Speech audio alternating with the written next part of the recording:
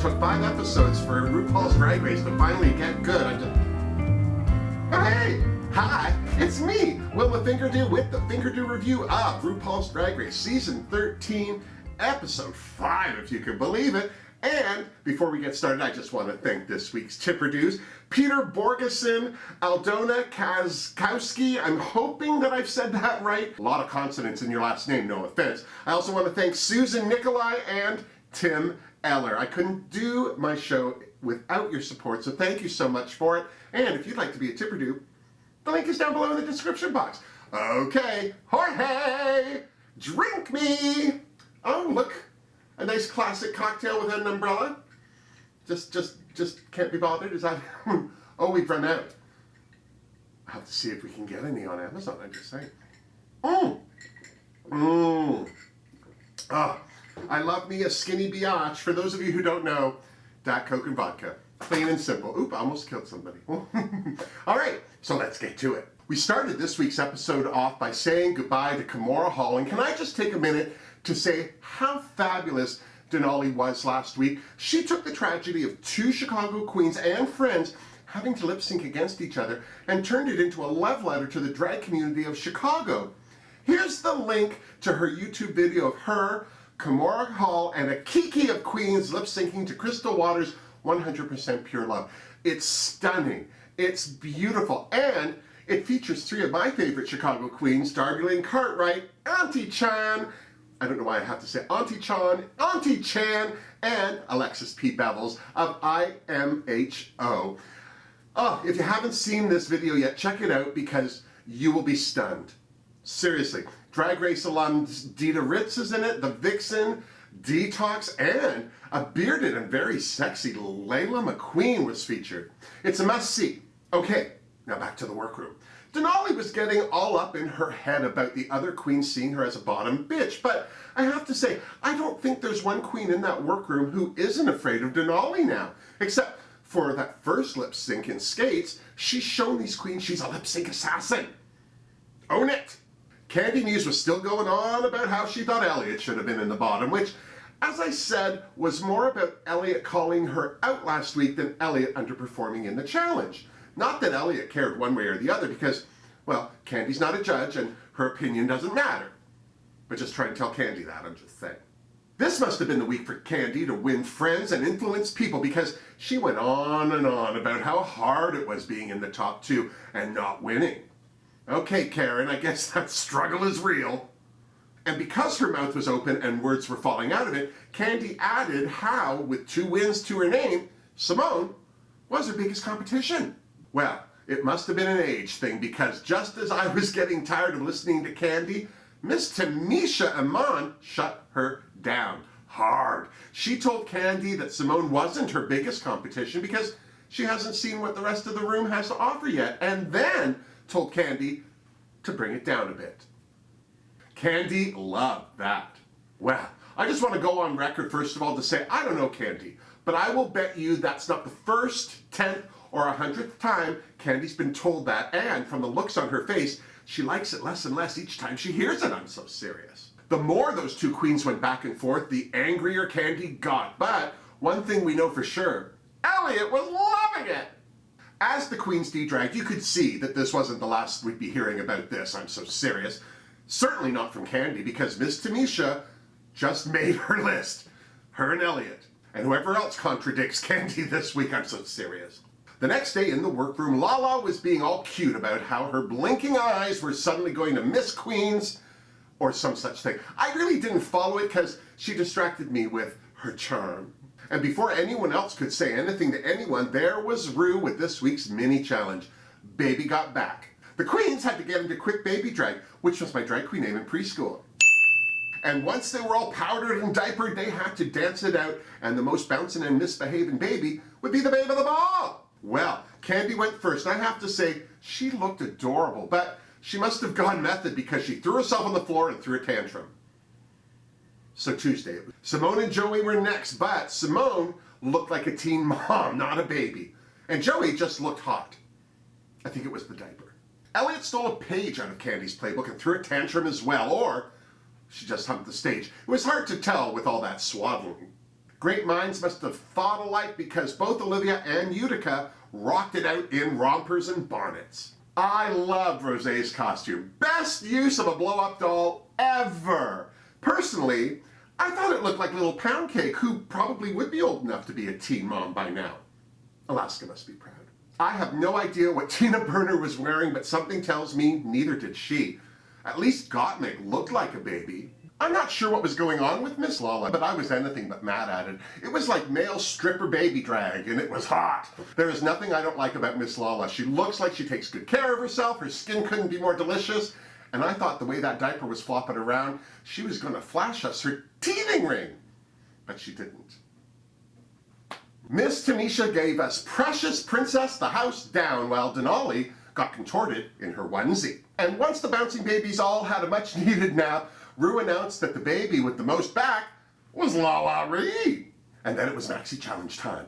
And it wasn't just a Maxi Challenge, it was a ball! Immediately, some of the queens started to sweat. And by some of the queens, I mean the ones who don't sew.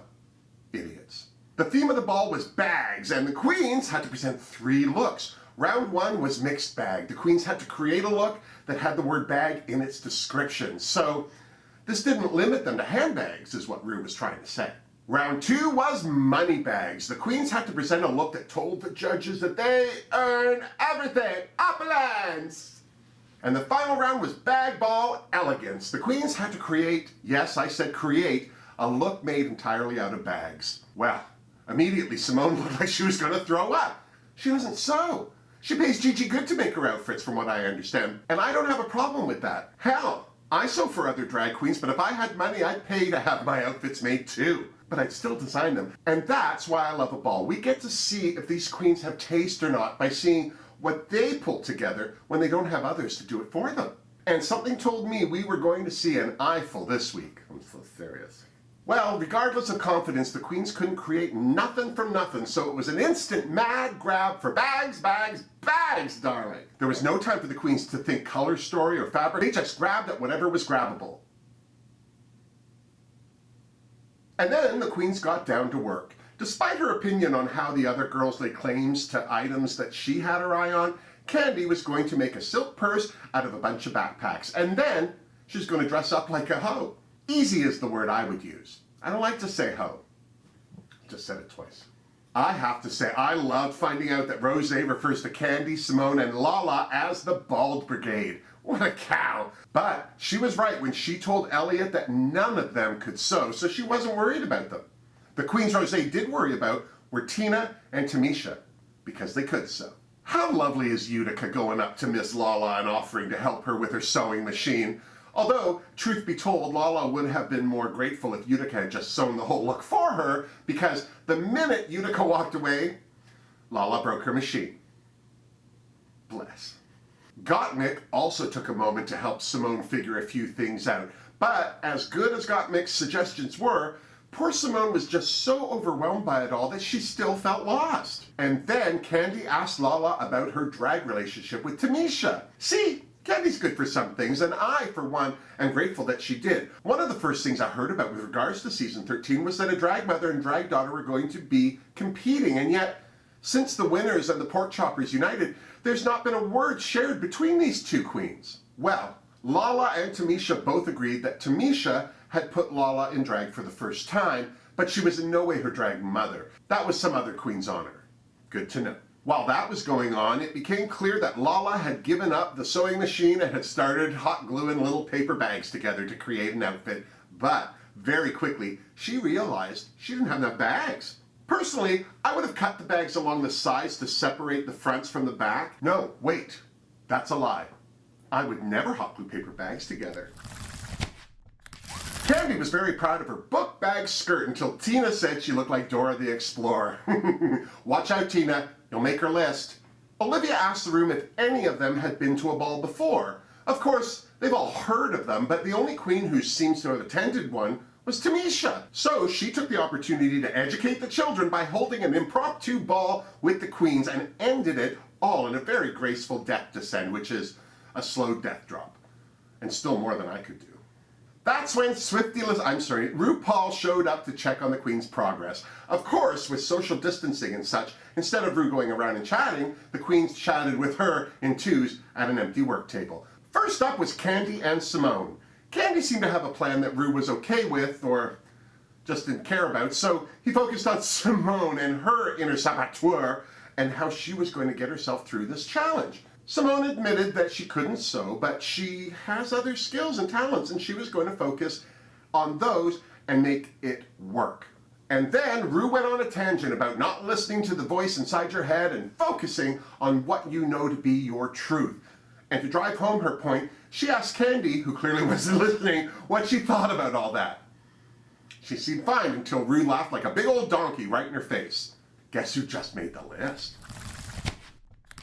Next up were Gottmik and Utica, and right away I was impressed to learn that Gottmik went to fashion school and that she drew inspiration from art. It makes me think that she is involved in the creation of her costumes on some level, which I have to say, I really didn't expect. No offense, but there's so many queens that just pay to have costumes made and show up and pick them up. Do you know what I'm saying? It makes me think that she is involved in the creation of her costumes on some level, which says a lot more than some queens, I'm just saying. Utica's fashion aesthetic involved the names of Carol Burnett, Lucille Ball, Tim Burton, and Alexander McQueen, so I was already in love. Plus, she makes costumes for performers professionally. And then she showed Ru the sleeping bag she was working on. Clearly, Utica was having no problems with this challenge. JJ and Lala were next. Joey told Ru that her design aesthetic came from words like edgy and butch queen and lipstick lesbian and a list of other words that included scrunchy boots, and then I forgot what the hell was going on as JJ started to create scrunchy boot porn.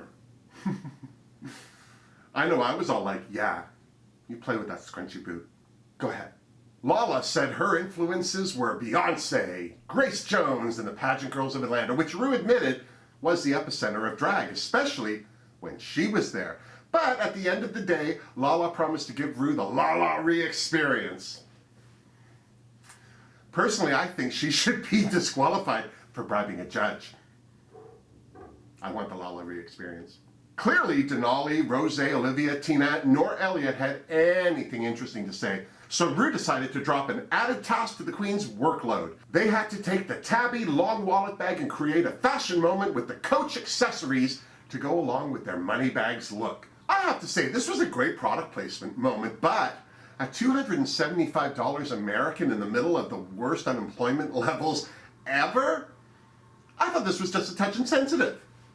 Just me? And then it was Elimination Day. Gottmik was worried that her outfit wasn't draggy enough compared to what some of the other queens were doing, but that didn't stop her from thinking that she was gonna win. Based on what she thought of JJ's look, Candy was ready to have her quit drag so she could sustain them both, because apparently she thinks JJ's taste level is holding her back. Seems like a lot of big talk from someone who's about to go down the runway in a backpack skirt. Just saying. And then Lala asked the room if anyone had been involved in any of the Black Lives Matter protests. I'm with Simone. As horrible as the George Floyd murder was, the awareness it's brought to the world is amazing. And Lala bringing up how close the Rayshard Brooks murder was to her home in Atlanta and how easily that could have been her was a sobering moment. Tanisha brought up a good point, that this has been going on forever and that Black trans lives are the most at risk. It was an important discussion to have, and I hope we all keep talking about it. Seriously. And then it was time for the runway. Ru was perfection in pink, serving us all that leg. Michelle looked lovely in leopard, while Carson was back looking beautiful in blue. And also returning was Nicole Byer looking pretty in purple. Then it was on to the ball. So nice, they named it twice. The Ball Ball! Category is mixed bag. My fingerdoos for this round were Denali's airbag look. It was a cute way to take the bag theme out of the box. Lala Ree's bag of bones was adorable. Wearing that black velvet dress and having those bones swirl up her was genius. The winner of this round had to be Simone and her fun bags. I could not stop laughing. She was abso-boobly brilliant. Personally, I'm sorry she popped them at the end, but it didn't make me love it less. Gottmik's body bag was stunning. Even her tights were painted to look like dead skin. My only complaint is that she didn't wear the body bag very long. I wish she had at least gotten down to the end of the runway with it. I also loved Rosé's bagpipe fantasy, but then I'm Scottish and no stranger to having my pipes blown. You heard me. Utica's doggy bag was fashion excellence, please or no. My mixed bag finger don'ts were Joey J's IV bag, because even as I say IV bag, I made no connection to the IV that seemed to be growing out of her vagina. I didn't like Elliot's cheap gift bag because it was too simple. I think it would have looked better if she'd left the silhouette square and then turned it sideways so that the handles could have been straps. But she didn't ask me. I thought Tamisha's old bag was a good idea. She just didn't do anything with it. It was just old lady drag, and we've seen that before. I loved Olivia Lux's punching bag when Simone wore it 3 weeks ago. No offense to Olivia, she had this made before she ever saw Simone's, but as far as a punching bag look, I would have been more impressed if she'd been an actual punching bag. I'm just saying. Now don't get me wrong, Tina Burner's dress was beautiful, but it looked nothing like a paper bag, and it never will. Candy's was another dress I liked, but it had nothing to do with the category. I wish she'd shown herself as a bag of tricks is all I'm saying. Up next, Ms. Moneybags. My Fingerdoos for this round were Lala Ree, who looked rich and lovely in her bald beautifulness. Hell, she even made that purse look good. Elliot looked rich too. Those shoulder pads were everything, although how she could invoke the name of Rose Nyland is still a mystery to me.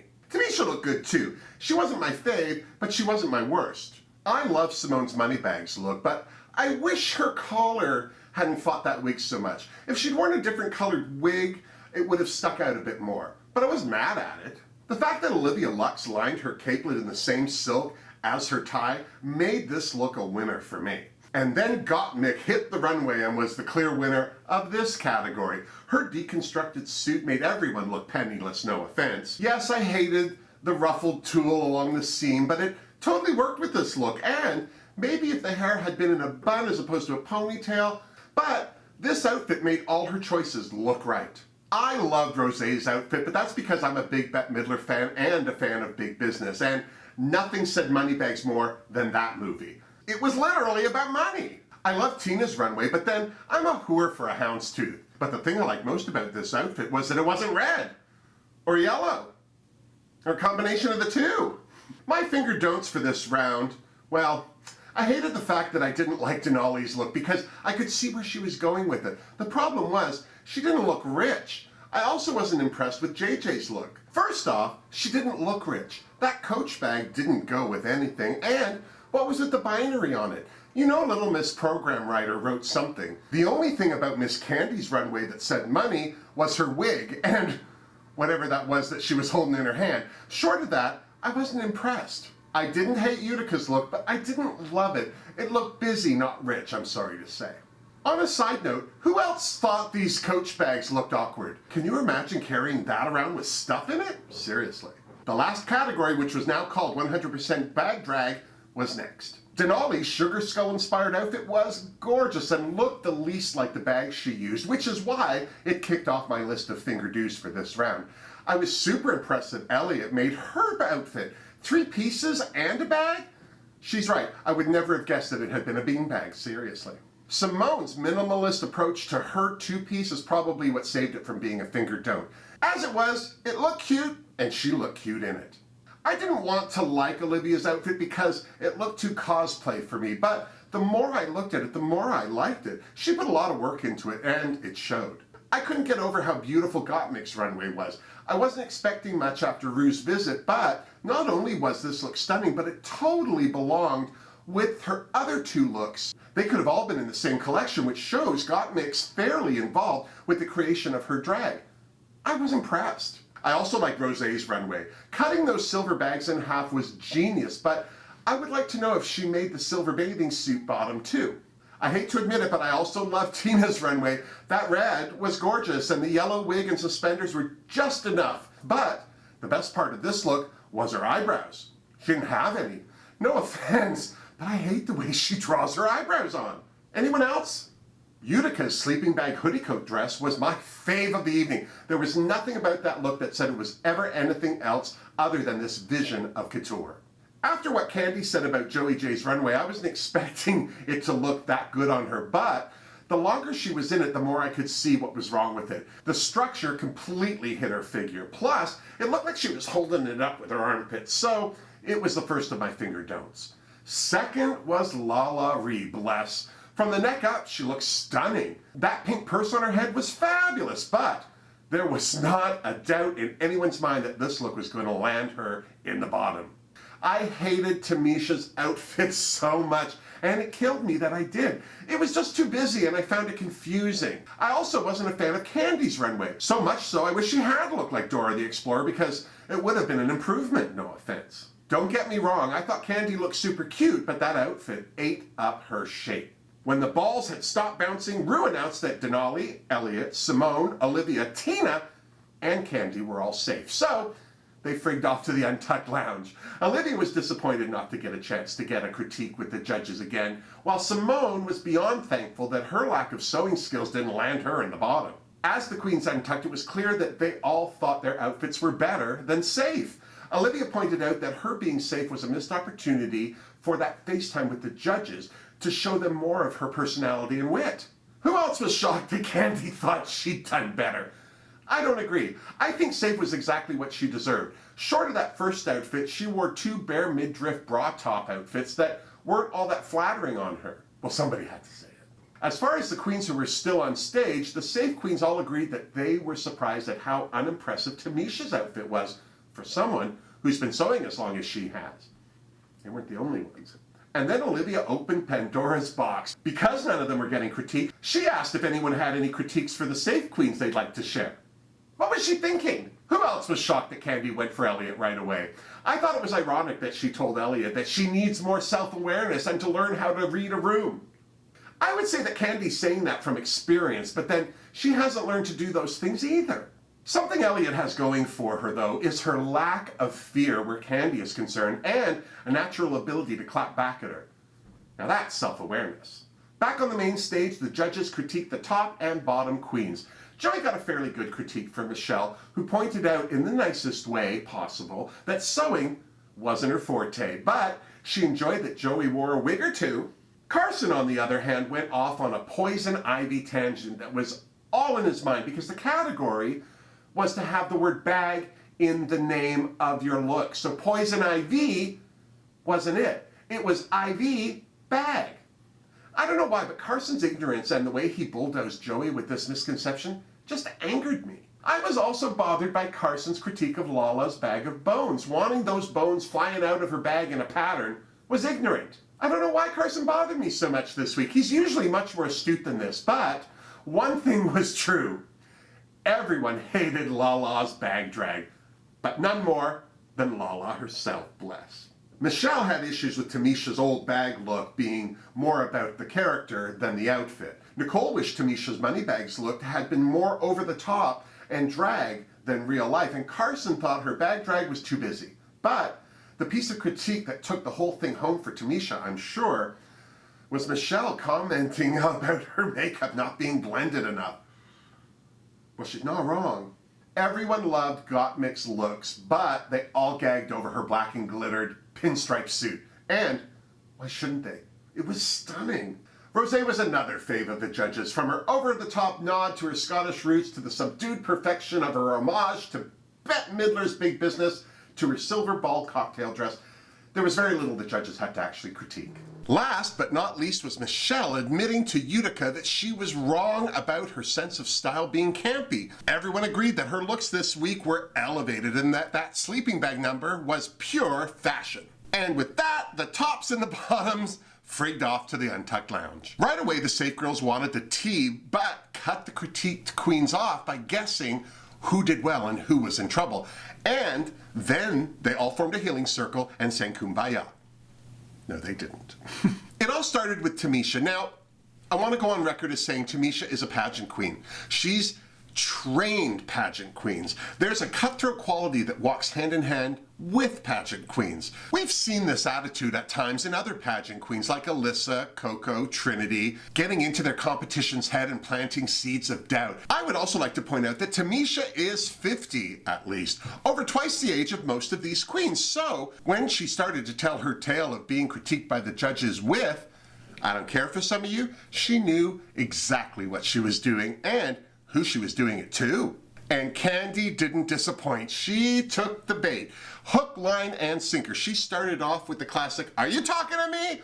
To which Tamisha not only said yes, but then called her arrogant. And, well, she wasn't the only one. Rosé agreed that Candy was arrogant too, but then she said that wasn't necessarily a bad thing. I would like to point out that Candy isn't arrogant. She's self-centered.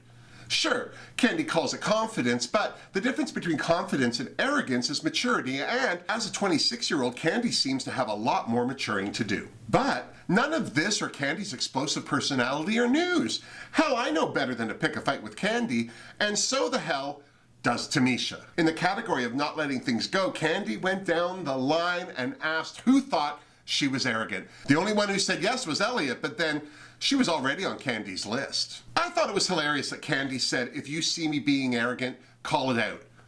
What was even funnier was Tamisha saying, "I just did." And then Candy really started popping off. So much so, she had to leave the room before things got worse. But she wasn't fast enough, because that's when Tamisha started calling Candy a little girl, which apparently is worse than being called arrogant. Tina tried to restore order by pointing out that Tamisha had unnecessarily provoked Candy. No one asked her who she liked, they asked her how the judging went, and then she and Gottmik took Candy outside to cool off while Tamisha held court and did damage control with the other queens. While all that was going on, Lala and Joey took a moment to lift each other up before the lip sync. Joey was clearly upset because she felt she had got a worse critique than Tamisha and that she would be up for elimination. But Lala reminded Joey that they had made it to Drag Race, and whoever goes home, Lala had already had a wonderful experience. See? Maturity. Speaking of Candy, she was doing a little damage control of her own. By that I mean she apologized to Elliot for attacking her this week. Elliot was big enough to at least admit to Candy that sometimes she does have a tone and does come off bitchy, which I was happy to hear because I thought she didn't know. Back on the main stage, Ru announced that Utica and Gottmik were the belles of the ball, but it was Gottmik who eked past Utica's puffy fantasy to snatch her first win, which meant Utica was safe and so was Rosé. As for the bottom three girls, it was no surprise that Lala was in the bottom, but it was a coin toss between Joey or Tamisha joining her.